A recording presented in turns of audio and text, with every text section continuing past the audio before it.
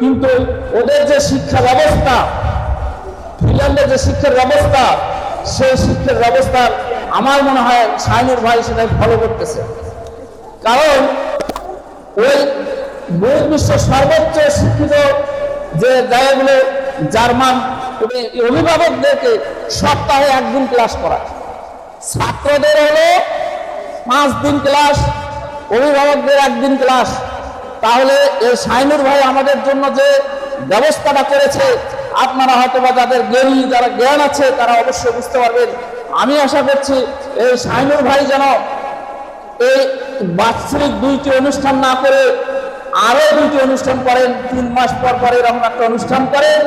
অভিভাবক যদি সচেতন হয়, যদি আমরা আমাদের সন্তানদেরকে উজ্জ্বল ভবিষ্যৎ যদি কামনা করে থাকি, যদি ভালো কিছু আশা করে থাকি, তাহলে হয় মনে হয় আপনাদের এই অনুষ্ঠানটা আপনার আমার জন্য খুবই উপকার, খুবই উপকার। তার সাথে আরো বলতে যাচ্ছি, আমরা অভিভাবক, আমাদের বোঝা উচিত একটা প্রতিষ্ঠান চলে কিভাবে। আমরা তাদেরকে পূর্ণ সহযোগিতা যদি দিতে না পারি, তারাও আমাদেরকে পূর্ণ সহযোগিতা দিতে পারবে না। আমি আপনাকে দিয়েই যাব, সমস্ত কিছু বলেই যাব, পেয়ে যাব, আপনারা কিছুই দিচ্ছেন না প্রতিষ্ঠানের জন্য, তাও কিন্তু হবে না।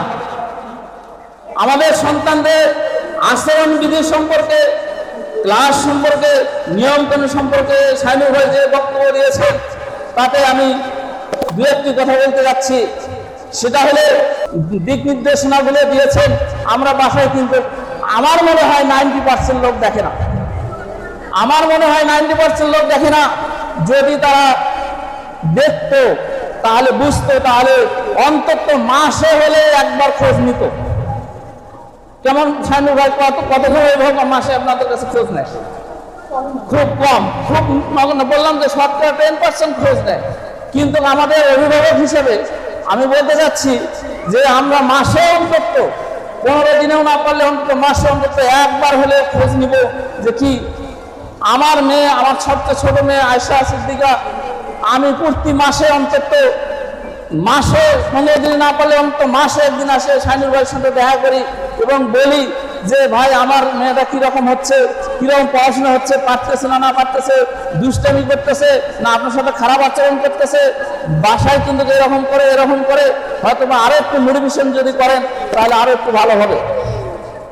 মূল কথা হলো যে আমাদের অভিভাবক হিসেবে আমাদের চিন্তাধারা যেন শাইনুর ভাইয়ের সাথে যোগাযোগটা যেন ঠিক থাকে, তাহলে আমরা কাঙ্ক্ষিত ছাত্র গড়তে পারবো এবং কাঙ্ক্ষিত সন্তান পালন করতে পারবো ইনশাল্লাহ।